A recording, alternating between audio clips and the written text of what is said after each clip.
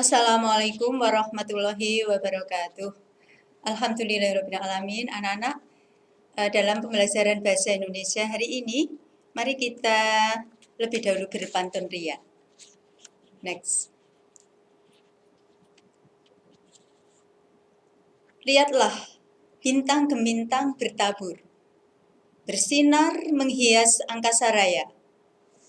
Marilah senantiasa kita bersyukur, nikmatnya kita bertatap muka. Kue donat lezat rasanya, bertabur gula berlapis coklat. Kita belajar sastra Indonesia dengan senang, penuh semangat. Penuh semangat ya anak-anak, kita pembelajaran pada hari ini. Marilah kita awali pembelajaran kita dengan membaca Bismillahirrahmanirrahim. Mudah-mudahan kita mendapatkan barokah dan bimbingan dari Allah Subhanahu wa Ta'ala. Hari ini kita memang belajar sastra Indonesia, yakni novel. Anak-anak, berikut Ibu berikan contoh-contoh novel dari berbagai angkatan sastra. Mungkin di antara contoh-contoh ini kalian belum pernah mendengar sama sekali karena memang ini sastra lama, ya. Tapi perlu Ibu kenalkan kepada kalian supaya kalian dapat berapresiasi atau mengapresiasi karya-karya pengarang pada zaman dahulu. Berikut ini contoh novel dari berbagai angkatan sastra. Yang pertama, judulnya Siti Nurbaya, karangan Marah Rusli. Ini karya angkatan 20 yang sering disebut angkatan Balai Pustaka. Pada zamannya novel ini luar biasa, sangat terkenal ya, dan sangat diminati oleh masyarakat. Yang kedua, Salah Asuhan, ini karya Abdul Muiz dari angkatan yang sama. Kemudian yang ketiga, Layar Terkembang, karya Sultan Takdir Ali Syahbana. Ini karya angkatan 30 yang sering disebut angkatan Pujangga Baru. Kemudian yang keempat, Belenggu, karya Armin Pane, ini juga angkatan yang sama, angkatan 30 atau Pujangga Baru. Yang kelima, berjudul Aki, karya Idrus, ini karya angkatan 45. Yang keenam, Tak Ada Esok, karya Mukhtar Lubis, angkatan 45. Yang ketujuh, Dua Dunia, karya N. Hadini, angkatan 60. Yang kedelapan, Hujan Kepagian, karya Nugroho Noto Susanto, karya angkatan 60. 9, Seribu Kunang-Kunang di Manhattan, ini karya Umar Khayyam, angkatan 70. Demikian juga yang ke-10, Hilanglah Si Anak Hilang, karya Nasyah Jamin, angkatan 70. Nah, ini tidak apa-apa kalian mungkin belum mengenal, tapi suatu saat ini saya kira kalian dapat membacanya dengan mengakses ya karya ini di Google. Ya, ini insya Allah kalian mendapatkan banyak pelajaran dari karya ini. Kemudian contoh yang lain, nah mungkin kalian sudah mendengar ini karya yang pertama dari angkatan 80, ini karya ZB Mangunwijaya berjudul Burung-Burung Manyar. Ini karya yang juga sangat terkenal. Kemudian yang kedua, Kerudung Merah Kirmizi, karya Remi Silado dari angkatan yang sama. Nah, mulai contoh yang ketiga dari angkatan ini, insya Allah kalian sudah sangat akrab. Ya. Ayat-ayat Cinta, karya Habibur Rahman Al-Shirazi. Ini dikatakan karya angkatan 2000. Dan seterusnya, ini Laskar Pelangi, karya Andrea Hirata, angkatan 2000. Supernova, karya Dewi Lestari. Bidadari Surga, karya Terelie. Lalu Dilan, karya Pidi Baik. Dan Saman, karya Ayu Utami. Saya yakin kalian telah membaca banyak sekali novel yang lain. Nah, kita akan belajar tentang novel sebagai sebuah karya sastra yang sangat penting bagi kita. Nah, ketika kita mempelajari novel ini, nanti kita akan mengingat kembali teori tentang cerita, karena pada kelas 1 kalian telah belajar tentang anekdot, ini juga contoh cerita. Kemudian di kelas 11 ini cerpen, ini juga cerita. Jadi nanti ada materi yang sama, merupakan pengulangan saja. Nah, novel. Novel, mungkin kalian juga sudah tahu ya, adalah sebuah karya sastra yang berbentuk prosa, yang mengisahkan persoalan hidup para tokoh utamanya. Dapat juga diartikan novel adalah teks fiksi atau cerita yang menceritakan kehidupan panjang satu atau beberapa tokoh dengan berbagai masalah di dalamnya. Yang ketiga, novel diartikan sebagai karya imajinatif yang mengisahkan sisi utuh atas problematika kehidupan seseorang atau beberapa tokoh. Nah, kita dapat juga menjelaskan dengan pengertian yang lain, yang intinya novel itu prosa, karangan prosa yang mengisahkan kehidupan tokoh ya dengan segala lika-liku permasalahan yang dihadapi. Nah, beda dengan cerpen. Pada waktu kelas 11 kalian telah belajar tentang cerpen. Cerpen itu apa? Panjangnya berbeda dengan novel. Jumlah pelakunya atau tokohnya juga berbeda. Dan ada perbedaan yang lain. Nanti dapat kalian bandingkan. Nah, ciri-ciri novel yang membedakannya dengan cerita yang lain diantaranya yang pertama atau satu, ukurannya relatif panjang. Umumnya buku novel itu berjumlah halaman ratusan, ya bahkan ada yang mencapai ribuan halaman. Beda dengan cerpen. Cerpen ada yang 1 halaman saja, ada yang 2 halaman, paling banyak 10 halaman kalau itu dimuat dalam buku kumpulan cerpen. Karenanya tidak selesai dibaca dalam 1 kali baca. Nah, kalau ada orang yang memaksakan diri untuk menyelesaikan, nah ini ya pasti akan lelah ya, karena memang jumlah halamannya ratusan, bahkan ada yang ribuan. Nah, isinya adalah kisah lika-liku kehidupan tokoh dari kecil sampai dewasa. Jadi dalam waktu yang relatif panjang. Maka tadi ukuran ceritanya relatif panjang. Nah, tokoh yang diceritakannya ini memang relatif banyak. Nah, diantaranya adalah sebagai tokoh utama. Tokoh utamanya ada yang 1, ada yang 2, dan seterusnya. Tapi nanti melibatkan tokoh-tokoh tambahan atau tokoh pendukung. Nah, tokoh utamanya mengalami perubahan nasib karena konflik yang dihadapinya. Jadi konfliknya mengubah nasib tokoh. Pendeskripsian watak tokoh ini lebih detail, lebih lengkap ya. Pendeskripsian watak tokoh lebih detail atau lebih lengkap. Beda dengan cerpen. Kalau di dalam cerpen pendeskripsian watak tokoh itu sekilas saja atau sepintas saja. Dan tadi permasalahan yang dihadapi tokoh biasanya di dalam cerpen tidak mengubah nasib tokoh. Kemudian ciri yang ketujuh, latarnya meliputi beberapa tempat dengan waktu yang relatif panjang. Jadi karena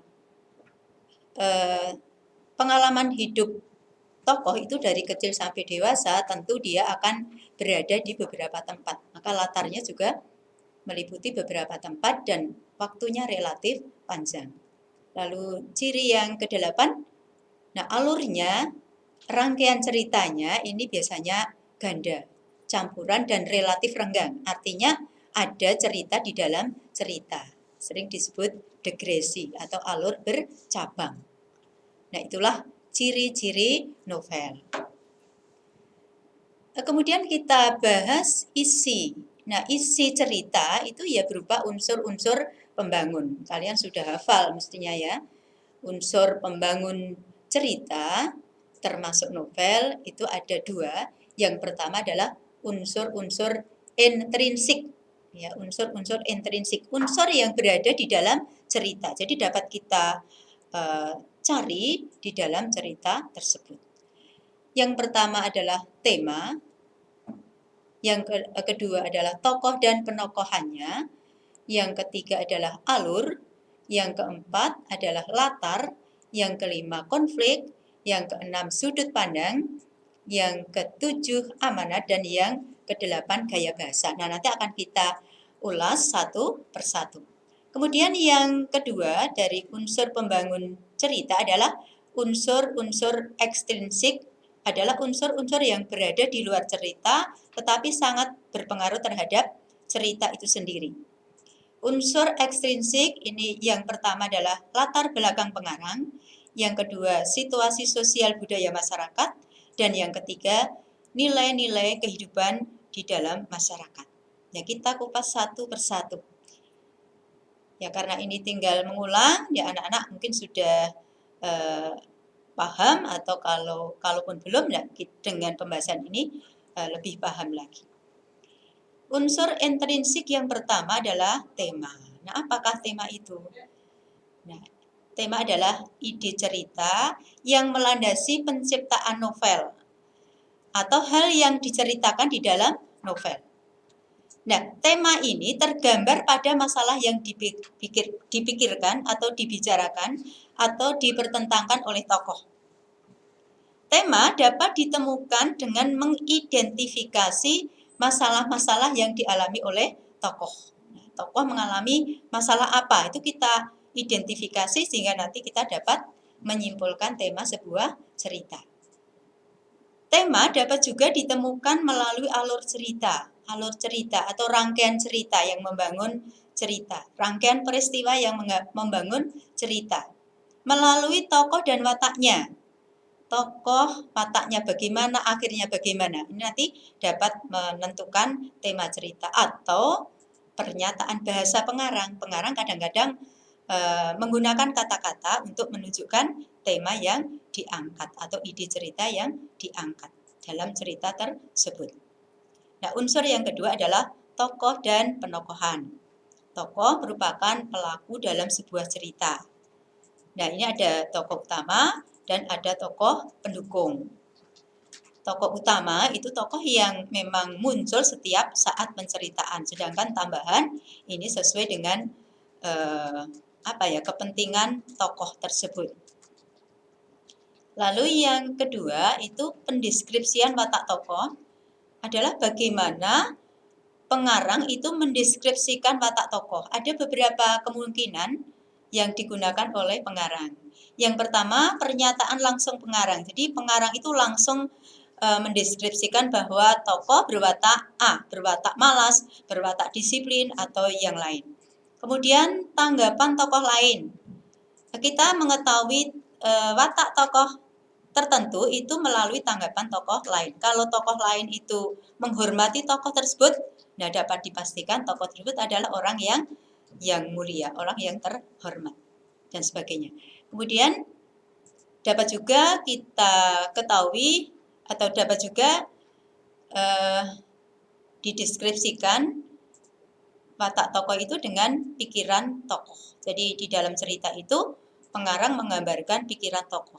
Tokoh selalu memikirkan orang lain, selalu memikirkan kepentingan masyarakat. Nah, ini dapat disimpulkan watak tokoh tersebut.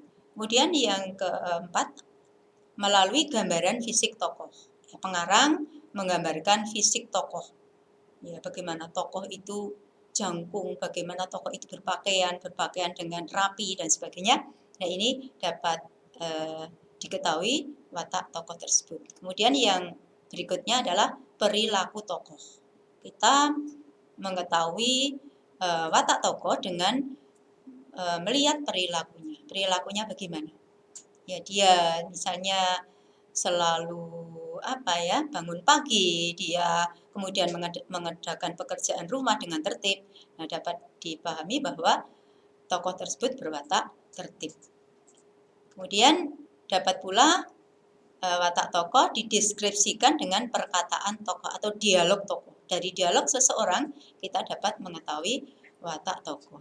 Dan yang terakhir adalah melalui lingkungan tokoh. Bagaimana lingkungan tokoh tersebut?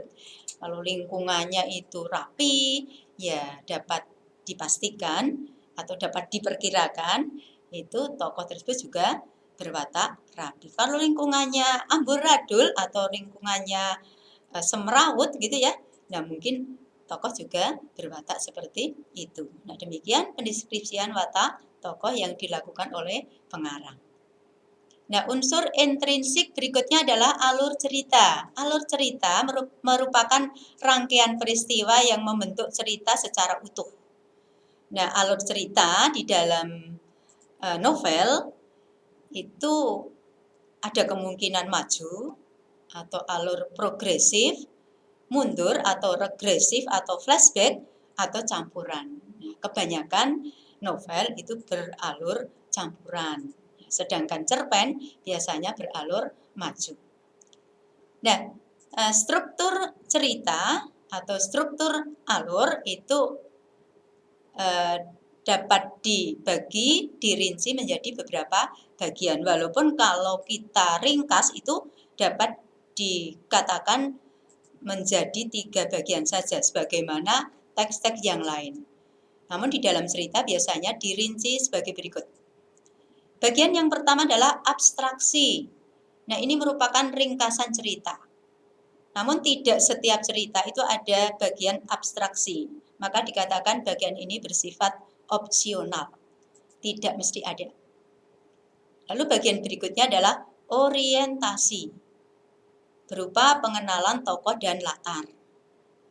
Yang ketiga, bagian berikutnya komplikasi. Komplikasi itu bagian yang menunjukkan permasalahan atau konflik yang dihadapi oleh tokoh. Mulai dari munculnya konflik, kemudian berkembangnya, dan akhirnya puncak konflik atau klimaks. Nah, bagian berikutnya sebenarnya masih terkait dengan komplikasi adalah bagian evaluasi. Ini menunjukkan penurunan atau berkurangnya intensitas konflik. Lalu diakhiri dengan resolusi, penyelesaian konflik atau akhir cerita. Nah, ada cerita yang masih ditambah dengan bagian berikutnya berupa koda atau bagian penutup. Biasanya berupa pernyataan pengarang tentang nilai-nilai di dalam cerita. Sama seperti abstraksi tadi, bagian ini bersifat opsional, tidak mesti ada. Nah, anak-anak, unsur berikutnya di dalam cerita adalah latar. Latar ini merupakan segala keterangan yang berhubungan dengan waktu, tempat, dan suasana di dalam cerita. Waktu, kapan terjadinya peristiwa. Nah, di dalam cerita kadang-kadang dinyatakan dengan pagi, siang, malam, atau mungkin menunjukkan nama hari, nama bulan, nama tahun, atau mungkin masa tertentu, misalnya masa pandemi, ya, masa revolusi, atau saat tertentu. Jadi waktu ini dapat ditunjukkan dengan berbagai variasi kata, ya, seperti itu. Kemudian tempat juga begitu, menunjukkan di mana terjadinya peristiwa. Mungkin ditunjukkan di rumah, begitu, di kapal, di sebuah jalan, dusun, kota, atau bagian dari bagian dari rumah, mungkin beranda rumah, atau mungkin halaman rumah, atau pojok rumah, atau yang lain. Begitu juga di atas kapal mungkin, ya mungkin di dalam kapal atau yang lain. Demikian juga mungkin di pinggir jalan, ya, di tengah jalan atau yang lain. Begitu mengenai tempat. Suasana ini bagaimana unsur psikologis tokoh atau situasi lingkungan saat peristiwa itu terjadi.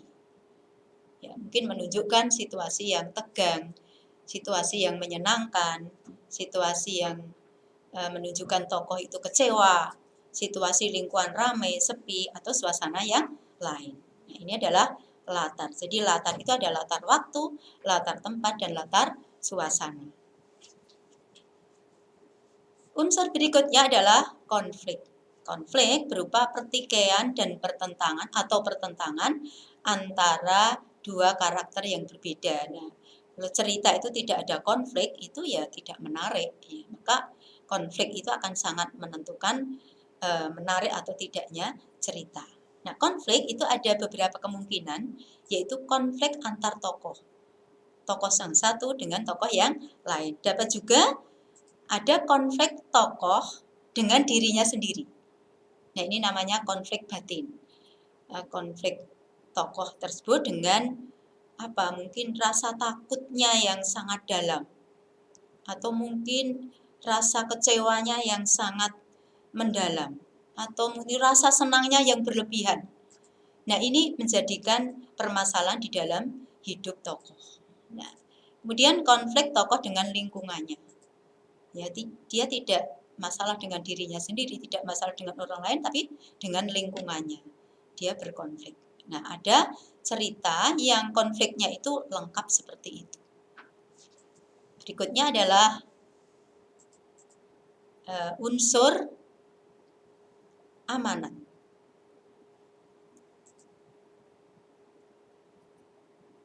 Unsur sudut pandang. Ya. Nanti unsur amanat ada di bawahnya. Unsur sudut pandang. Bagaimana cara pengarang menyampaikan cerita? Nah, ada beberapa alternatif. Yang pertama adalah sudut pandang orang pertama. Pengarang sebagai pencerita langsung. Pengarang terlibat langsung di dalam cerita. Nah, ini ada dua kemungkinan, yaitu pengarang sebagai pelaku utama. Ya, dia memang selalu hadir di dalam cerita karena memang mungkin cerita itu menceritakan dirinya sendiri. Atau pengarang sebagai pengamat. Dia menggunakan kata aku, tetapi di dalam cerita itu dia banyak menceritakan orang lain. Ya, tapi dia tetap terlibat di dalam cerita. Maka pengarang menggunakan sudut pandang orang pertama. Lalu yang kedua, sudut pandang orang ketiga. Pengarang tidak terlibat langsung dalam cerita, tetapi sebagai penonton yang menceritakan kejadian di lapangan. Jadi dia tidak muncul di dalam cerita.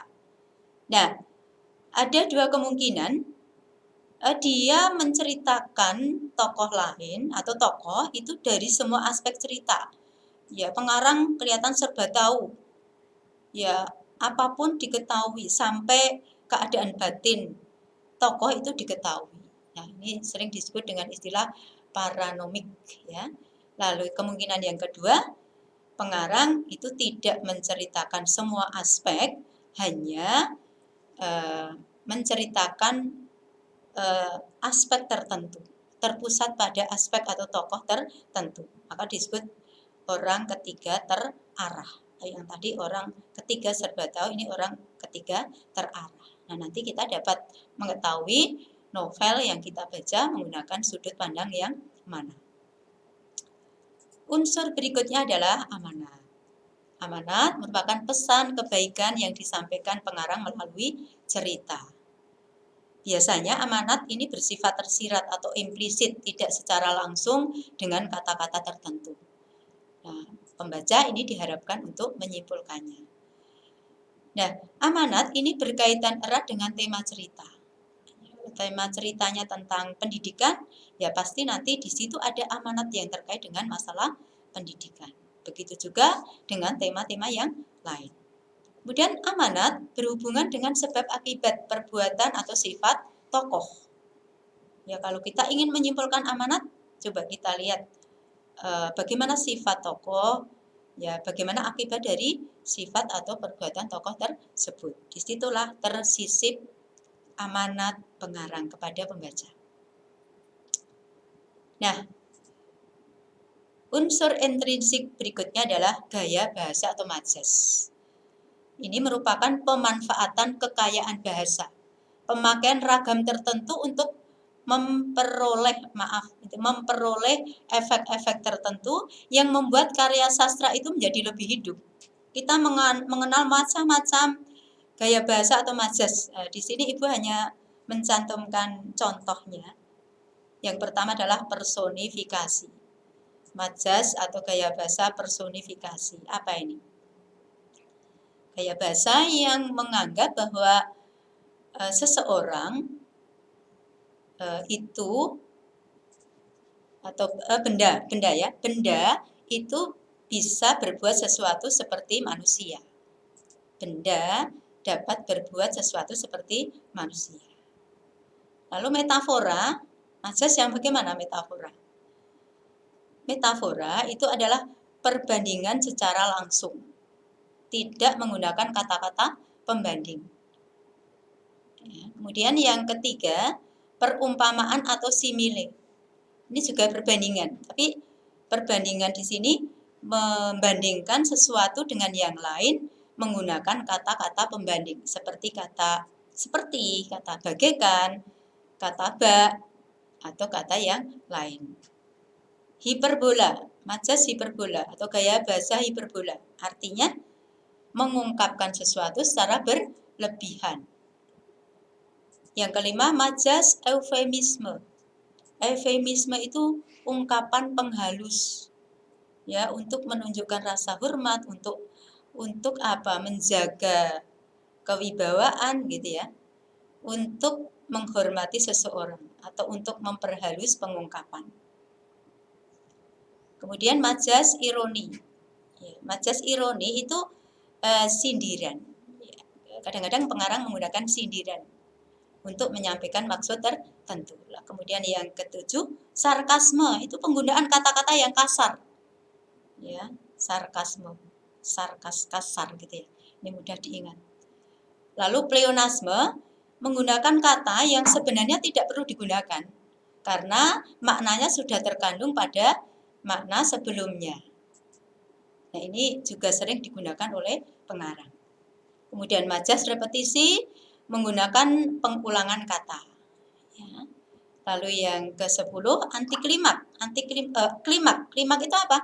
Menyebutkan sesuatu mulai dari yang kecil sampai yang besar, mulai yang rendah sampai yang tinggi. Nah, antiklimak itu sebaliknya.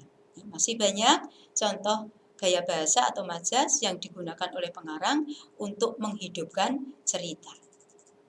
Nah, inilah unsur-unsur intrinsik karya sastra termasuk novel yang akan kita pelajari, yang akan kita manfaatkan untuk praktik nanti.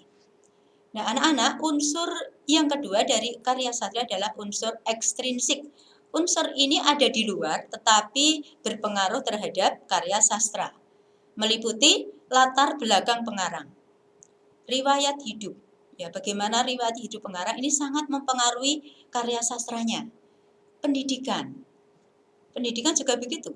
Pengarang yang pendidikannya sekolah dasar beda karyanya dengan pengarang yang lulusan sarjana atau sebagai sarjana. Demikian juga profesi. Ya, profesi.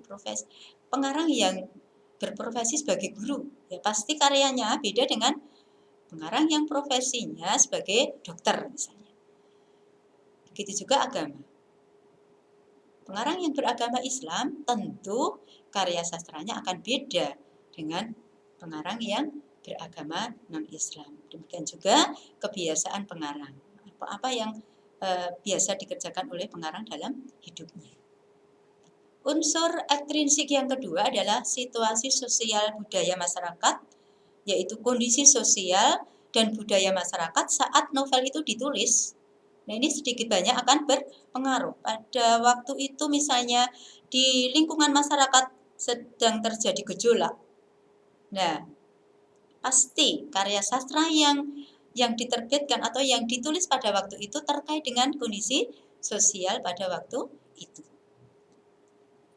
Kemudian adalah nilai-nilai. Anak-anak, nilai-nilai atau mungkin pelajaran penting ya yang terkait dengan kehidupan. Ya, ini juga ada di dalam karya sastra. Di luar tetapi sangat berpengaruh terhadap karya sastra. Ada nilai agama. Nanti di dalam karya sastra itu secara tidak langsung kadang-kadang kita dapat kita simpulkan dari karya sastra itu walaupun mungkin tokoh tidak sengaja untuk mencantumkannya.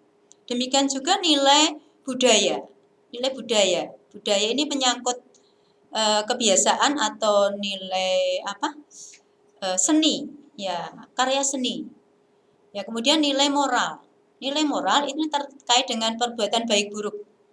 Walaupun pengarang tidak sengaja mencantumkan nilai itu, nah pembaca ini dapat menyimpulkan nilai atau mendapatkan nilai moral di dalam cerita. Demikian juga nilai sosial. Nilai sosial terkait dengan hubungan kemasyarakatan. Nilai ekonomi. Ya, nilai ekonomi. Kadang-kadang juga didapat dari cerita. Demikian juga ada nilai-nilai yang lain. Ada nilai estetika, ada nilai mungkin nilai perjuangan dan lain-lain. Jadi ini hanya contoh yang Ibu cantumkan di dalam PowerPoint ini. Nah, itulah isi karya sastra, meliputi unsur intrinsik dan ekstrinsik. Ya, nanti kalian diharapkan dapat menganalisis novel yang kalian baca dari segi unsur-unsur tersebut. Nah, pada hari ini yang kita bahas mungkin sampai di sini, sampai ciri-ciri kebahasaan. Seperti yang Ibu katakan tadi, bahwa ada materi yang sebenarnya sudah kita bahas pada beberapa waktu yang lalu. Seperti pada waktu kita membahas cerpen. Nah, ciri kebahasaan novel itu ya sama dengan ciri kebahasaan cerpen. Kita ingat kembali, yang pertama adalah banyak menggunakan kata keterangan waktu maupun kata keterangan tempat, karena memang cerita itu menceritakan peristiwa yang terjadi di suatu waktu dan terjadi pada suatu tempat. Yang otomatis di situ nanti banyak digunakan kata tersebut. Ya, ingat bahwa mengenai waktu ini juga bervariasi yang digunakan. Seperti yang Ibu sampaikan tadi, kadang-kadang menyebut nama hari, kadang-kadang menyebut nama masa, atau mungkin siang, pagi, sore, atau hari, bulan, tahun, dan sebagainya. Demikian juga nama tempat ini sangat bervariasi. Kemudian yang ketiga, banyak menggunakan konjungsi temporal, konjungsi yang menunjukkan hubungan waktu. Contohnya apa, anak-anak? Selanjutnya, kata selanjutnya, seterusnya, setelah itu, dan sebagainya. Kemudian banyak menggunakan verba material, kata kerja yang merupakan tindakan, ya, karena cerita termasuk novel itu kan menceritakan peristiwa atau apa yang dilakukan oleh tokoh, sehingga otomatis di situ banyak digunakan kata kerja yang atau yang bermakna atau yang menyatakan tindakan. Juga digunakan kata verba, kata kerja mental, kata kerja yang bermakna pikiran atau perasaan, ya, mungkin memahami, atau mungkin tertarik, atau mengakui, dan sebagainya. Kemudian banyak juga digunakan kata sifat untuk menunjukkan karakter tokoh. Banyak digunakan kata ganti orang, kata ganti tokoh. Kalau tokoh itu sendiri ya kata gantinya, kalau sendiri orang pertama ya aku. Kalau orang kedua kamu. Kalau orang ketiga dia. Lobanya mereka. Jadi di situ di dalam novel atau cerita nanti dapat kita temukan banyak penggunaan kata ganti orang. Nah, ciri kebahasaan yang lain adalah adanya dialog, percakapan yang berupa kalimat langsung. Nah, ini tidak dijumpai mungkin pada teks yang bukan cerita. Nah, teks cerita ini berciri khas adanya dialog. Tanpa dialog, cerita tidak akan hidup. Lalu yang ke-9, banyak digunakan gaya bahasa atau majas. Tadi ya, pemanfaatan kekayaan bahasa untuk apa? Menghidupkan cerita. Nah, itulah anak-anak ciri kebahasaan novel. Nah, pada hari ini kita belajar tentang novel, baik tadi ada gambaran contohnya yang dapat kalian cari, kalian baca, kemudian kita sudah mengetahui pengertiannya, kita mengetahui ciri-ciri, unsur-unsur, dan ciri kebahasaan novel. Nah, dengan harapan pada pertemuan berikutnya kita dapat belajar untuk merancang novel. Nah, di SMA ini kalian mungkin tidak tidak difokuskan untuk menulis novel secara utuh mungkin ya, tetapi kita mulai dengan merancang novel. Nah, nanti Ibu akan memberikan tugas kalian untuk merancang novel. Novel itu kan panjang, dan nanti tahapannya atau isinya apa saja. Mungkin untuk persiapan penyusunan novel yang utuh, kalian nanti dapat mengembangkan salah satu tahap atau salah satu bagian dari rancangan novel tersebut.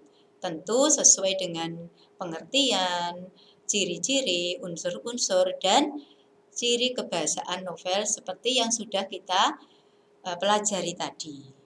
Nah, mudah-mudahan kalian paham. Kalau belum, nanti kalian dapat bertanya kepada Bu Murni.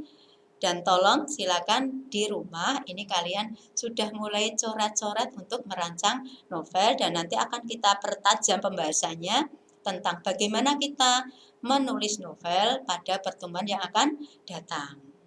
Tetap jaga kesehatan dan semangat dalam belajar. Mudah-mudahan Allah senantiasa memberikan kemudahan kita dalam melaksanakan tugas-tugas kita. Demikianlah, mari kita akhiri pembelajaran pada pagi hari ini dengan membaca Alhamdulillahirrabbilalamin. Ibu akhiri, nasru minallah wa fathun qarib. Wassalamualaikum warahmatullahi wabarakatuh.